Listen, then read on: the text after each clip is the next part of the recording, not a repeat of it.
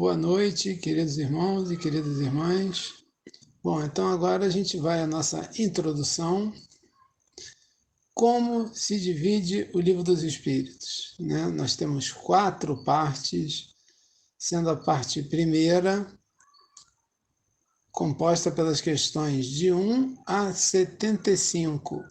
E do que trata a parte primeira? Das causas primárias. E que tem a sua correspondência, a sua ampliação no livro A Gênese, feito por Allan Kardec. E alguns podem pensar, mas 75 questões é pouco, né? Só 75? Mas são questões extremamente densas, filosóficas, de ordem científica, questões em que muitas vezes nós ficamos 2 encontros para tratar de alguma delas. A parte segunda é a parte mais interessante, pelo menos em termos de novidade, né? Foi onde Kardec abordou as comunicações entre o mundo material e o mundo espiritual, né? Onde Kardec fala em 613 é o número da última questão, e 76 é o número da primeira. Quase 550 questões acerca desse plano espiritual, o mundo dos espíritos, que se complementa no livro dos médiuns. A parte terceira já vai das questões 614 a 919. 919 é a grande reflexão de Santo Agostinho, que compõe as leis morais, que foi ampliada, né, e trazida através da obra O Evangelho segundo o Espiritismo. E, por último, a parte quarta, que trata das penas e consolações, que vai das questões 920 a 1019. Também podemos dizer que é uma parte pequena, né? Aproximadamente 100 questões, que foi também complementado no livro O Céu e o Inferno. E quem quiser se aprofundar um pouco mais na doutrina espírita, tem o livro As Obras Póstumas de Kardec, que foram escritos, né, que ele fez de forma tranquila, serena, sem nenhum tipo de obrigação, e ali nós vemos um outro Kardec, né, tratando de outros assuntos. É uma obra também interessante. Além, claro, dos volumes da Revista Espírita de Paris.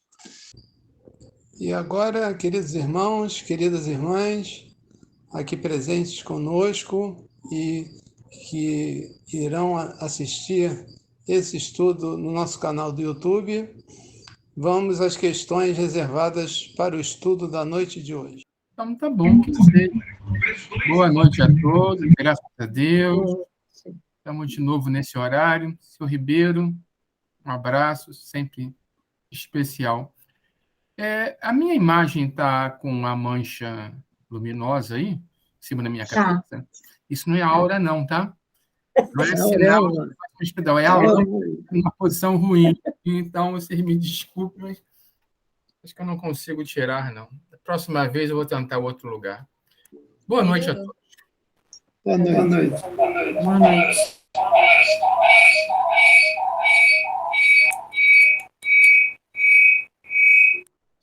Parecendo um jegue eletrônico. Como eu estou em Recife, eu estou meio perto deles.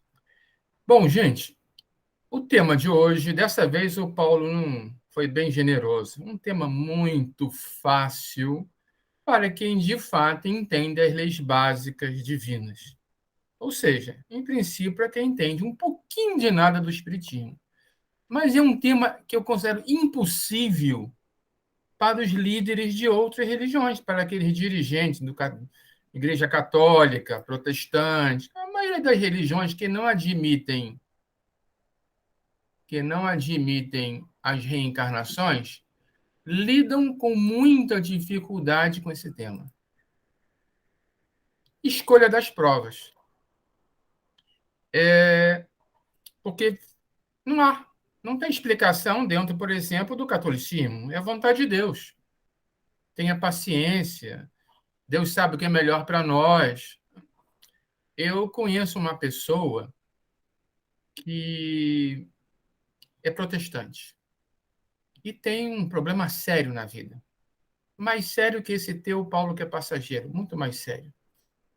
E ela não admite sequer discutir o espiritismo, porque na base de tudo estaria que ela teria que admitir que ela é responsável pelo seu próprio drama. E isso é algo que ela não concebe que possa ter sido uma consequência de uma má decisão de vida passada. Ela rejeita todo o espiritismo em função disso.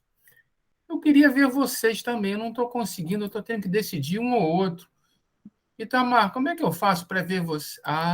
Peraí, deixa eu conseguir. Não consigo, não tem jeito. Vou ficar lá na minha mesmo, que agora eu não consigo voltar. Bom, visto isso, tem que voltar para lá. Desculpem, gente, ainda estou precisando de algum tempo para me familiarizar mais com esses sistemas. Muito bem. Então, o pedido de hoje é questão 264, 65, 66. O item está dentro do capítulo Escolha das Provas, onde a premissa é aquela que vem na questão 258, que já foi discutida antes. O espírito escolhe ele mesmo o gênero das suas provas. Então, para uma pessoa comum, que não conheça a lei de causa e efeito, que não conheça as reencarnações, que não reconheça a evolução, fica meio difícil entender que nós é que escolhemos boa parte dos nossos problemas que estamos vivendo hoje.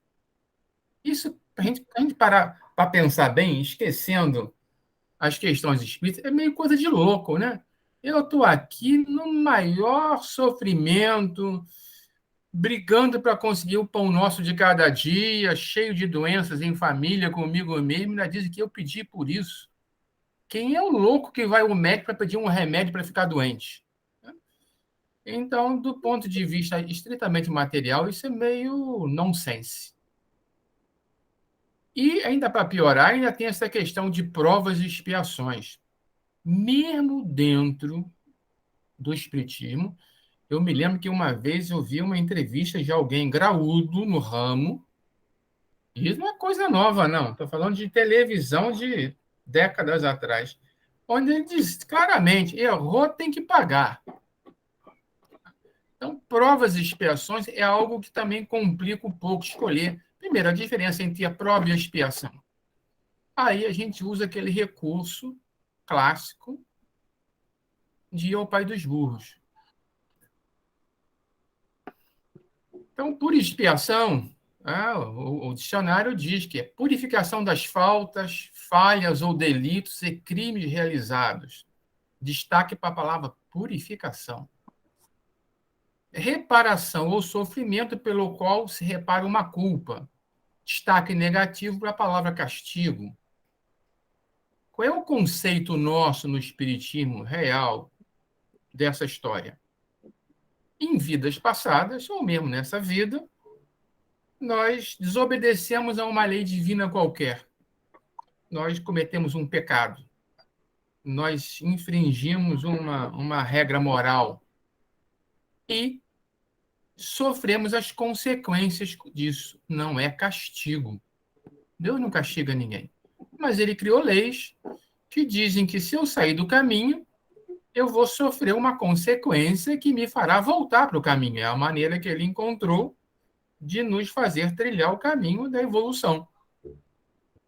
E uma vez que eu saí do caminho e tenho essa consequência gravado no meu karma, gravado na minha bagagem espiritual, em algum momento eu tenho que me purificar dela, eu tenho que sanear o mal que eu fiz a mim mesmo. Por exemplo, numa vida passada, a gente vai logo para o extremo, eu cometi o suicídio. Ao cometer o suicídio...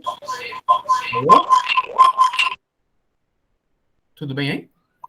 Ao cometer o suicídio, eu consegui matar um corpo físico e desequilibrar um corpo espiritual. A partir daí, eu sou um doente espiritual. Então, eu preciso, primeiro, me curar. E isso é uma expiação. A expiação está ligada ao passado. Eu preciso reparar o mal que eu fiz a mim mesmo, me purificando, e a terceiros, reparando o sofrimento que eu causei a outros. Então, nesse conceito de expiação, a minha consciência vai me levar a pedir uma posição, uma vida, onde eu possa reparar o mal que eu fiz a mim e a terceiros, como as maneiras diversas que nós conhecemos de ação e reação. Já a prova é uma coisa mais light, né? A prova é, puxa vida, em vida passada eu fui um ladrão, mas no final da vida eu chamei o padre, confessei meus pecados, pedi perdão, agora eu não roubo mais. Será? Será que se na próxima vida a oportunidade aparecer, eu não vou repetir o mesmo erro do passado? Aí vem a prova. Eu tenho que provar para mim mesmo, para minha própria consciência, que eu mudei, que eu não sou mais capaz de fazer isso. E aí eu vou nascer num meio, num ambiente, que vai me deixar exposto a essa situação, ou entre outras pessoas que ainda agem assim, ou tendo oportunidades de praticar roubos e não fazê-lo. Então, essa é a questão da escolha das provas. Na questão da escolha das provas, nós queremos reparar o que foi feito contra nós mesmos, contra terceiros, e provar que nós mudamos. Muito bem, agora vamos para Kardec. Deus nos dá a oportunidade de sermos co-criadores de nós mesmos. À medida que nós amadurecemos espiritualmente, nós adquirimos um livre-arbítrio crescente, onde nós poderemos tomar parte na decisão da nossa própria reencarnação. Talvez não nos mínimos detalhes ainda, mas no gênero das provas, nas linhas gerais, nós já vamos participar delas. Mas é qualquer um? Não, claro que não. Se eu tenho uma pessoa que ainda não despertou para a necessidade do crescimento espiritual, ela vai continuar querendo que é melhor uma vida confortável para ela na matéria. Se é uma pessoa que numa vida passada foi uma pessoa extremamente avara, extremamente interessada em dinheiro, ela vai querer de novo nascer rica, ela vai querer de novo ter posses, poder, essas coisas todas. E aí, de alguma forma, os mecanismos divinos vão fazer com que ela comece a sofrer as consequências desses exageros, até que ela desperta para a necessidade de mudar e começa a participar mais ativamente da sua redenção. Por isso, essa benesse que Deus nos dá de poder participar da escolha da nossa programação de vida futura, da próxima programação de vida. E aí, Kardec vai dissecando essa coisa. Primeiro, ele questiona essa questão de que tem pessoas que, apesar disso, ainda preferem continuar em contato com os vícios do passado. Tá? Vai procurar reencarnações que busquem por simpatias, manterem aquilo que é prazeroso para ela. Mas isso já não é mais possível à medida em que nós vamos acumulando consequências negativas ou amadurecendo e entendendo que é um caminho ruim para nós. Na questão 266, Kardec continua com o dedo na ferida.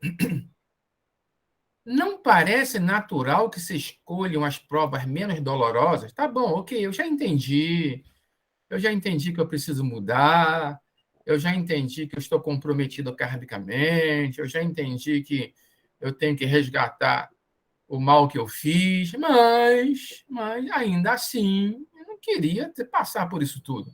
Bom, aí o nosso livre-arbítrio pode começar a ter poder de decisão, sim. Por exemplo, eu posso ir ao médico e ele me dizer, você está aqui com uma infecção, eu posso te dar uma injeção de benzetacil, vai doer a beça, e você está curado. Ou você vai tomar essa remedinha amarga aqui durante 1 ano. 3 vezes ao dia vai tomar o remédio amargo.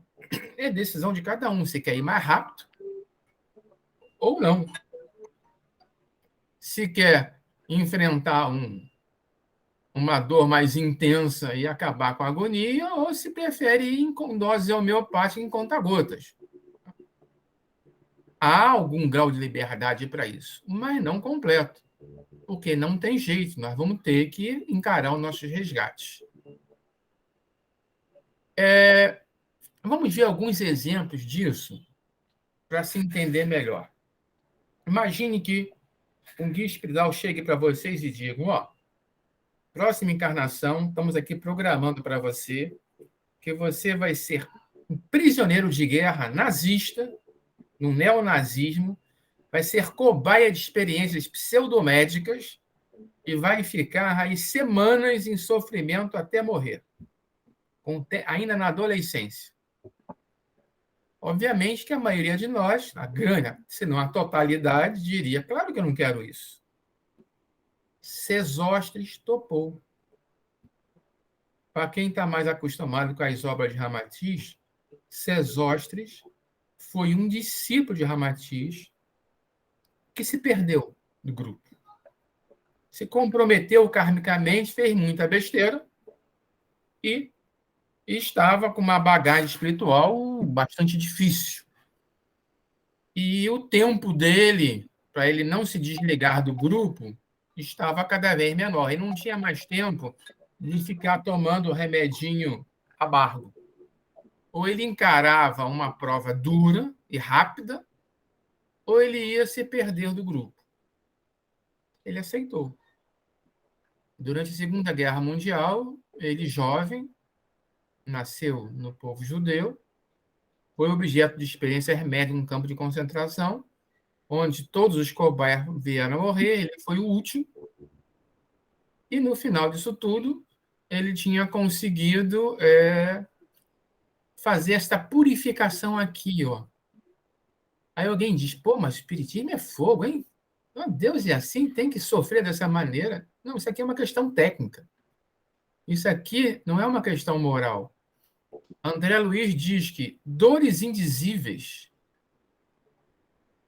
meditações profundas e rezas de alta emotividade têm o efeito de elevar a vibração do nosso corpo astral, fazendo desprender os miasmas que estão aderidos a ele pelas nossas faltas do passado. Aqueles resíduos deletérios dos nossos erros vão, por vibração, por elevação vibratória, vão se desprendendo e caindo. Então, Sesostris programou uma experiência de uma vida com sofrimento intenso para conseguir se livrar de um cascão enorme que estava em volta dele e que estava jogando ele lá no umbral, em vez de deixá-lo subir para encontrar com os companheiros dele. Foi solução para ele. Tem um livro que eu não me lembro bem se é de André Luiz ou não, acho que não, onde a pessoa que está relatando os eventos encontra um espírito superior de alta luz que veio na forma feminina, que veio ajudar a atender um irmão encarnado numa condição de deficiência mental, acho eu, ou deficiência física, não lembro bem. Era um excepcional. Ele vem, faz o atendimento e quem estava ali ficou interessado em saber porque um espírito tão iluminado estava ali naquele lugar fazendo aquele tipo de trabalho. Aí ela entende o que estava se passando na cabeça dele e explica. Explica o seguinte, meu irmão, a minha família espiritual estava em processo de evolução acelerada. E eu, pela minha incúria, pela minha displicência, fiquei para trás. Eu me perdi deles. como último recurso para eu conseguir me voltar a estar com ele, com as pessoas que eu amo, me oferecer a oportunidade de reencarnar como mulher, me casar com um homem que tinha problemas genéticos, que me deu 5 filhos excepcionais e me abandonou. Eu lutei muito por essas crianças. O amor materno em mim atingiu as alturas. Subiu de tal forma a minha vibração que depois que eles expiraram, eu vinha a desencarnar, eu tinha conseguido me livrar daquele peso que me impedia de estar com aqueles que eu amo. E hoje eu respeito muito os irmãos que estão nessa situação. E até hoje eu me dedico a eles em especial, porque graças a ele eu consegui estar entre aqueles que eu amo. É uma situação que a gente, na matéria, pode até entender racionalmente, mas na hora do vamos conferir, é dureza. É muita dureza escolher encarnações desta natureza. Mas Kardec frisa isso. Logo que nós nos desligamos da matéria, cessa a ilusão que a matéria traz para nós e nós pensamos de outra maneira. A nossa maneira de pensar, até porque, quando nós estamos presos a um corpo físico, esta relação de causa e efeito entre infringir uma lei divina, né, e uma consequência kármica mais séria, ela não é muito clara para nós, até muitas vezes ela é de longo tempo.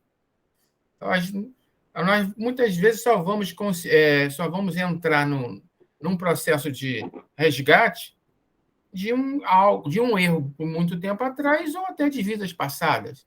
Então, nós não conseguimos, quando encarnados, vincular de forma muito clara essa relação entre os nossos pecados, né, e os sofrimentos que a vida traz para nós. É o que Kardec diz aqui. Sob influência de ideias carnais, o homem na Terra só vê das provas o lado penoso. Na vida espiritual, porém, ele tem plena consciência do estado dele. Se ele está com o corpo astral cheio de miasmas, embrutecido, pesadão, deformado, com a malha energética rompida, isso para ele é algo visível. Ele sabe o estado dele. Então, não é que ele se tornou altamente desprendido, não. Ali a relação de causa e efeito é mais clara. Então, diz Ramatiz, num dos livros dele, que tem espíritos em situações tão difíceis no astral, com o corpo tão prejudicado, que ele aceita qualquer tipo de encarnação. Pode ser para reencarnar, viver 2 dias e desencarnar ainda com 2 dias de vida. Porque ele vai usar o corpo daquele neném como lixeira para transferir para ele aquilo que está adoecendo ele no astral. Para pessoas nessa situação, essa escolha de provas e expiações tem um parâmetro diferente. Não estou aqui preocupado em ser rico, em ser feliz, em ter um grande amor. Eu estou aqui preocupado que a minha vida real, eu passo mais tempo fora da matéria do que na matéria. Então, é essa que eu tenho que prezar mais. Para eles, para nós, quando estamos desencarnados, nascer é como ir para o trabalho. E isso é o nosso dia a dia, que a gente, às vezes, tem uns trabalhozinhos complicados, a gente vai para lá porque precisa, porque não tem outro jeito, porque precisa daquilo para o pão de cada dia, não é porque gosta. E depois volta para casa e fica com a família e procura ter um tempo melhor. Do ponto de vista espiritual, assim são as encarnações e o intervalo entre reencarnações. Né? Kardec também fala sobre isso. Veja esse trecho aqui. Na vida espiritual, porém, compara esses gozos fugazes e grosseiros com a inalterável felicidade que lhes é dada entrever e, desde logo, nenhuma impressão mais lhe causam os passageiros sofrimentos terrenos. A gente está à busca de uma felicidade maior, que não é o prazer da vida material. Aliás, o prazer da vida material, por maior que seja, não se iguala aos prazeres de um espírito superior. Então, para eles, se for para renascer, para não progredir em nada, é preferir ficar onde está. Ninguém lá, acima de um nívelzinho razoável, quer nascer só para ter uma boa vida na matéria. Os espíritos, uma vez desprendidos da matéria, apreciam as coisas de modo diverso da nossa maneira de apreciá-las. Após cada existência, veem o passo que derem e compreendem o que ainda lhes falta em pureza para atingirem aquela meta. É uma maneira diferente de encarar a vida e as decisões são diferentes daquela que nós tomaríamos hoje. Por essa frase aqui de Kardec eu achei interessante. A vida humana é, pois, cópia da vida espiritual. Na matéria, nós somos uma cópia pobre de como é a nossa vida do outro lado. Aqui nós temos, em ponto pequeno, as peripécias da vida fora da matéria. Ora, se mesmo na matéria muitas vezes escolhemos situações difíceis para melhorar de posição, para conseguir um emprego melhor, para ter uma economia para aposentadoria, por que então, como espírito, nós enxergamos mais longe? Nós não podemos escolher uma existência material árdua e laboriosa, que, por outro lado, nos conduz a uma felicidade eterna. O raciocínio de Kardec é muito claro. Ora, que são para os espíritos as diversas experiências corporais, se não fases, períodos, dias de sua vida espírita, que é, como sabemos, a vida normal, enquanto que a vida na matéria que é a passageira. Entendido isto, eu acho que nosso tempo acabou, né, Paulo? Eu só queria lembrar uma passagem aqui de Jesus, que, de fato, não é um padre ou um sacerdote que vai explicar isso aqui, não. Até porque não é material, né? Se o seu olho direito fizer pecar, arranque e lance-o fora. É melhor perder uma parte do seu corpo do que ser todo ele lançado no inferno. Vamos esquecer o inferno aqui, que a gente sabe que isso aqui é umbral. Aqui é o seguinte, se por causa da tua visão você fez besteira, é melhor você nascer cego. Aí nós vamos pedir para nascer cego. Para não repetir aquela mesma besteira, vão ter uma lição de humildade extrema. Eu fui arrogante em vida passada, eu fui orgulhoso, eu feri as pessoas, eu pisava nela. Agora que a pessoa mais necessariamente humilde que um cego que depende de terceiros para tudo. Se a sua mão direita fizer pecar, corte-a e lance-a fora. Isso lembra aquele livro, Memória de um Suicida. Tem um caso lá de um irmão que estrangulou a esposa e se suicidou. Quando ele se recuperou o suficiente para programar uma nova encarnação, ele, por um mecanismo automático, não foi consciente, mas foi consciência, começou a ver as mãos se atrofiarem. E ele sabia que ele nasceria aleijado das mãos, porque ele usou essas mãos da maneira errada em vida passada. A consciência dele fez isso com ele. Então, é esta visão maior de quem está acima do plano material que nos orienta na escolha das nossas provas. Acabou o tempo, Paulo? Agora é com o Sérgio. Então vai, Sérgio. Boa noite a todos. Mais uma vez é um prazer estar aqui. É sempre um prazer. Aos sábados, para poder dividir com vocês. Foi um prazer ouvir o Vidal.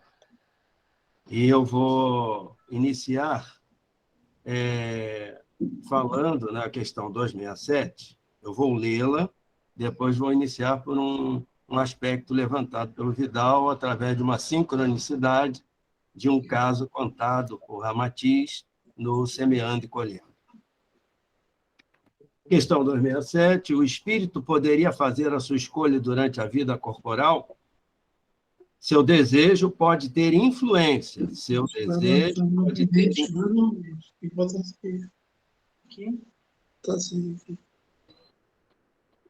Seu desejo pode ter influência. Isso depende da intenção, mas no estado de espírito, frequentemente, vê as coisas de maneira bem diversa. É o espírito quem faz a escolha, mas ainda assim ele pode fazê-la nesta vida material, porque o espírito tem sempre os momentos em que se liberta da matéria. Então, vamos trazer um olhar que não é conflitante com absolutamente nada que foi dito pelo Vidal, ao contrário, vai ao encontro. No Semeando e Colhendo, que o Vidal contou, a história, é uma criança que vai ser cobaia em função de um vírus ou de uma bactéria, não me lembro bem, que estava graçando entre as crianças alemãs. Antes, quando o discípulo de Ramatiz aceita, depois dele reclamar, dele discutir, de ser convencido, ele então pede que seja uma prova uma expiação, da qual ele não possa fugir. Então, não é o detalhe, ele só pede de uma que ele não possa fugir. Então, na condição de criança, tendo sido levado para um campo de concentração, ele não poderia fugir daquela prova. Então, aquele pedido dele foi aceito. O Vidal falou muito bem porque todos nós podemos fazer parte da programação reencarnatória com nossas sugestões, com a nossa discussão, mas nós não somos os senhores da nossa programação reencarnatória. Nem poderíamos ser no estado e no estágio que nós nos encontramos. Algumas linhas orientais chamam dos senhores do karma. Há uma necessidade de uma programação intensa, complicada, sabe? Algo extraordinariamente complexo, na qual existem pontos nessa programação reencarnatória que são pontos fixos, rígidos, definidos, mas os outros são para que nós possamos utilizar o nosso livre-arbítrio e, dessa maneira, verificarmos a nossa evolução. Aonde nós nascemos, na família que nós nascemos, o nosso sexo, o país, a duração do nosso fluido vital e tudo mais, caso nós não venhamos a cometer nenhum equívoco, direto ou indireto, esses são pontos definidos. Existem até pontos definidos de um encontro com uma pessoa em nossa vida, alguém que cruze o nosso caminho e que nós precisemos estar com esta pessoa. Outras serão arbítrios que acontecerão na nossa vida. Quando nós estamos na condição de alma, antes disso eu quero dizer, então, por isso que ele diz assim, seu desejo pode ter influência, mas ele não será definitivo. Quando nós estamos na condição de alma, nós estamos mergulhados aqui no corpo físico. Por isso que o Livro dos Espíritos faz essa diferenciação, chamando, de alma o espírito encarnado. Nós aqui voltamos a certas dificuldades. Eu sempre lembro, André achava que ele era o primeiro aluno da turma. Quando ele chegou na casa dele, que viu que não tinha nenhum retrato, que tinha um homem meio adoecido na cama dele, e que a mulher estava cuidando, André baixou totalmente a sua vibração e, numa belíssima imagem no filme, começa a ficar escuro e ele vai baixando a vibração, ele vai descer para o umbral. Então, ele vai descer, mas ele se recupera. Essa questão de baixar a vibração, em outro momento da obra de André, eles precisam entrar em um congresso das forças do mal e tem um porteiro com um aparelho sofisticadíssimo que verifica a vibração. E aí os orientadores do grupo pedem para que eles não podiam dizer para pensar em coisas ruins, ele pede para pensar em coisas tristes. E aí as vibrações baixam de todos aqueles que estão acompanhando, e quando vão passar naquele detector, fica neutro. E aí, confuso, esse porteiro permite que eles possam entrar e saber do que estava acontecendo lá. Então, nós temos na alma uma visão mais imanente da situação. e o espírito vai ter uma visão transcendente a respeito daquilo. Se nós considerarmos que o espírito, na ocasião, isso eu estou falando de uma reencarnação programada com a presença, com a participação do espírito, não numa compulsória. Se nós vamos perceber que essa reencarnação acontecerá posteriormente a nós sermos resgatados de onde nós estivermos, recebermos o nosso tratamento adequado, nós estaremos já numa situação em que nós poderemos ver as coisas mais claramente. Mas, mesmo assim, acontece um aspecto extraordinário, que é o seguinte, e daí a própria sabedoria popular traz um ditado muito interessante, né? Ninguém tem a cruz mais pesada do que pode carregar. Então, pode ser que um espírito lá em cima, né, usando esse lá em cima no plano espiritual, na erraticidade, ele peça para que ele possa ter uma determinada programação reencarnatória com todos os sofrimentos possíveis. Mas ele não, o mundo espiritual não faz isso. Não vai aceitar que isso aconteça, porque ele vai fracassar. Não seria de caridade você permitir isso. Não seria caridoso isso. E é por isso que a própria sabedoria popular diz que cada um carrega a cruz que pode carregar. Então, espíritos, por exemplo, que têm seus filhos com grandes problemas kármicos, são espíritos que realmente têm um ombro fortíssimo para poder carregar aquela cruz que eles levam. Questão 267A. Muitas pessoas desejam grandezas e riquezas, mas não como expiações nem como provas. Sem dúvida, a matéria deseja esta grandeza para gozá-lo, e o espírito a deseja para conhecer as vicissitudes, ou seja, os altos e baixos da vida. Exatamente o que eu falava. A matéria, aqui a alma, né, nesse seu desejo para gozar a melhor coisa da vida. Se eu tenho grandes dificuldades financeiras, eu gostaria de não tê-las, pois elas me tiram sono, elas me causam problemas. Eu tenho essa visão daqui. Lá no plano espiritual, o espírito vai ver, até numa reprise de saber por que tudo aconteceu, ele vai ver que, como, por exemplo, na riqueza, ele se comprometeu profundamente, e que foi um acordo feito até para que ele não se comprometesse tanto. E aí ele vai entender. Mas nós aqui, como é que nós vamos entender o saldo negativo do banco? Não há como. Você não vai conseguir entender essa dificuldade assim tão facilmente. Então, esse olhar é um olhar que vai, e o Vidal falou muito bem, nós vamos tendo capacitação de podermos, vou usar uma expressão popular, dar palpite na nossa programação à medida que nós vamos evoluindo. Mas eu estou lá embaixo, sei quase nada, não vou conseguir dar palpite. Posso ter sorte de principiante, dar uma sugestão e está tudo bem. Mas eles não vão deixar comigo que eu possa só decidir essas coisas. Então, o Vidal falou muito bem que, com o desenvolvimento, eu vou podendo participar disso, mas não da programação reencarnatória, mas não nos mínimos detalhes, como é o caso daquele exemplo dele do semeando e colhendo. O espírito diz, tá bom, eu vou, mas vocês me deem uma programação que eu não possa fugir dela, porque ele mesmo sabe que poderia fugir, como ele havia fugido de outras. Né? Volto ao 267 para dizer o seguinte, o espírito tem sempre momentos em que se liberta da matéria. Sim, no 267 ele diz que o espírito poderia até interferir, dar sugestões, porque ele tem momentos que se liberta da matéria. Claro, nós nos libertamos da matéria notadamente no sono, mas quando nós nos libertamos da matéria, notadamente no sono, e fazemos uma viagem astral, né, que nós vamos a determinados lugares, nós estaremos juntos, dependendo da nossa vibração mental e do nosso pedido para um encontro, nós estaremos, por exemplo, naqueles encontros que André cita muito bem em Mensageiros da Luz, em que você vai a palestras e tudo mais. Então, lá você vai dialogar com outros espíritos de luz, falando sobre as suas dificuldades terrenas naquele momento e o que você gostaria lá na frente. Isso, é claro, será anotado e observado.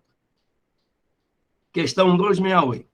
Até que chegue ao estado de perfeita pureza, o espírito tem que passar constantemente por provas? Resposta: sim, mas elas não são como as entendeis. Chamais provas as tribulações materiais. Ora, o espírito chegado a um certo grau, mesmo sem ser perfeito, não tem mais nada a sofrer, mas tem sempre deveres que o ajudam a se aperfeiçoar, o que não são penosos para ele, a não ser os de ajudar os outros a se aperfeiçoarem. Então, veja só, vamos fazendo aquela associação que nós sempre fazemos do planeta nosso ser uma escola. O aluno que não quer estudar, o aluno que não entendeu que ele, com o aprendizado, ele vai evoluir, o aluno que não entende que sentando ali para estudar horas e horas, ao invés de jogar o videogame dele, ele está semeando para o futuro, ele vai sofrer. Agora, aquele que já entendeu que é no estudo que ele vai desenvolver-se, ele já não sofre mais. Ele não vai ter a prova? Vai. Ele não vai ter que estudar? Vai. Mas é uma outra sensação. É diferente, é isso que ele quer dizer. Já não é um sofrimento. As expiações, vamos nos lembrar qual o tempo necessário de duração das nossas provas. O tempo necessário para que o indivíduo se melhore. Por quê? Porque não é punitivo, é educativo. Então, a partir do momento que eu já entendi, eu, então, só tenho que me aperfeiçoar. Eu entendi que eu tenho que estudar, eu entendi que eu tenho que aprender. Então, eu consegui passar na universidade. E aquela é a carreira que eu gosto, que eu quero. Então, eu vou estudar com prazer. Eu já sei tudo? Não, eu nem me formei. Ainda não, estou no primeiro ano, ainda nem me formei. Então, eu tenho que me aperfeiçoar. Mas isso já não é um sacrifício, porque eu estou na carreira que eu quero, ou seja, comparativamente, eu estou no caminho reto. Então, eu já estou no caminho reto, eu estou aprendendo, deixa de ser um extremo sacrifício para ser um aprendizado e um aperfeiçoamento. Vou ter que lutar, trabalhar, estudar, ter dificuldades, passar noites em claro? Terei, mas eu sei que aquilo tem um objetivo. Questão 269. O espírito pode enganar-se quanto à eficácia das provas que escolher? Pode escolher uma que esteja acima de suas forças, e então sucumbe. Olha só, pode escolher uma que esteja acima das suas forças, e então sucumbe. Pode também escolher uma que não lhe dê proveito algum, como um gênero de vida ocioso e inútil. Mas, nesse caso, voltando ao mundo dos espíritos, percebe que nada ganhou e pede para recuperar o tempo perdido. Então, imaginemos que o mundo espiritual, obviamente, ele conhece o que a gente vai chamar de personalidade do sujeito. É tudo aquilo que ele adquiriu ao longo da sua encarnação. Ele sabe das suas encarnações. Então, o mundo espiritual sabe. Se nós aqui, num trabalho terapêutico, nós entendemos o nosso paciente, imagine o mundo espiritual, nos conhecendo, podendo ver a cor da nossa aura, podendo ver isso tudo. Então, sabe o que acontece conosco. Que pode ser que o mundo espiritual permita até que eu escolha uma prova, né? Uma prova acima das minhas forças. Isso se chama hipercompensação. Mas a hipercompensação ela pode vir por conta de um narcisismo.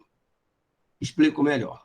Eu acho que eu posso. E o meu aprendizado seria eu saber que eu não posso. Mas eu digo, não, eu posso. Vou fazer logo tudo, porque eu quero ser um espírito de mais rápido possível, me iluminar. Então, já não entendi nada. Já não entendi nada. Então, eu vou hipercompensar. Pode ser até que eles permitam, para que eu chegue lá e diga, eu não podia.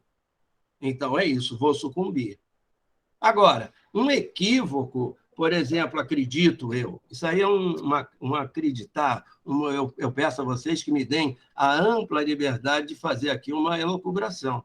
Se eu chegar lá e pedir, não, eu gostaria disso, disso e disso, e disserem para mim, ou para o espírito, não, você não vai conseguir superar, se ele já estiver dentro da sua capacidade de humildade, já estiver dentro da sua capacidade de paciência, ele vai aceitar.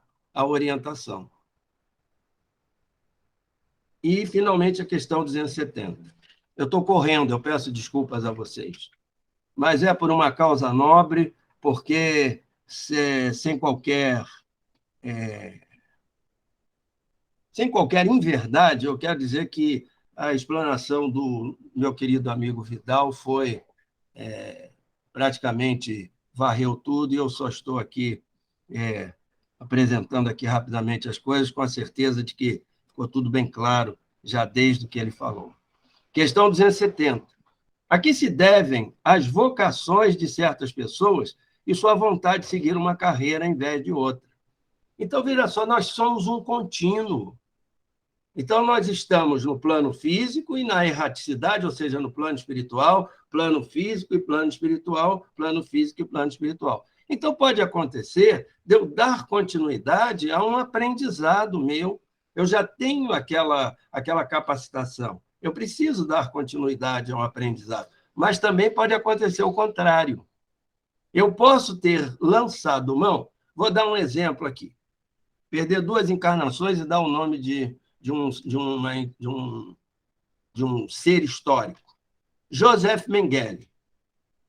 Se Joseph Mengele pedisse, eu posso voltar e quero ser médico, era preciso que o mundo espiritual tivesse absoluta certeza, numa encarnação dele, para ele voltar a ser médico, que ele tivesse passado, e teria que passar por muitas, para que ele não fizesse uso da sua inteligência mergulhado na carne de equívocos.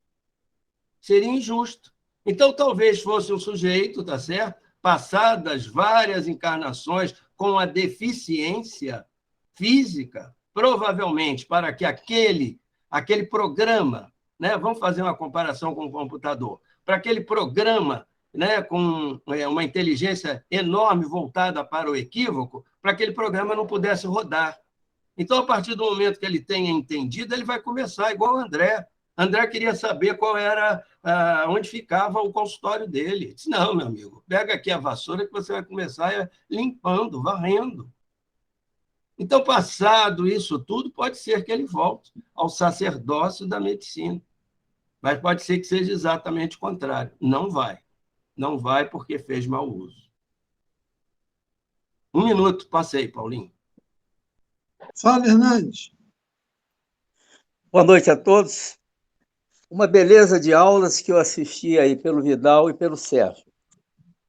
Eu ia procurar contribuir com 3 expressões. Primeira, carta de vida, linha de vida e cota de vida ou cota energética. Sintetizando tudo que nós vamos fazer, trazemos uma programação. Cada um de nós traz uma programação, isso é individual. É a carta de vida. Não depende muito de nós, não, como já foi falado aí. Isso é programação pelos senhores do karma e que nós estamos sujeitos a ela. Segundo é a linha de vida. Aí é com o reencarnante. Desde a concepção, nascimento, etc., é a trajetória porque cada um de nós vai passar. Família, como é que vamos executar esse programa? O que nos cabe fazer, o que conseguiremos fazer? Isto é a linha de vida. Pode alterar para mais ou para menos, dependendo de nós, de cada um de nós. Se eu posso melhorar essa linha de vida do programa ou posso piorá-la? Cota de vida ou cota energética? É o tempo concedido por Deus ou pelo Senhor do Karma para que possamos executar esse programa. Ele pode aumentar um pouco, Chico Xavier, Divaldo, etc. Ou pode reduzir bastante os nossos vícios, nossas dificuldades, etc., doenças, etc. Se vale como contribuição, aí está. Muito obrigado.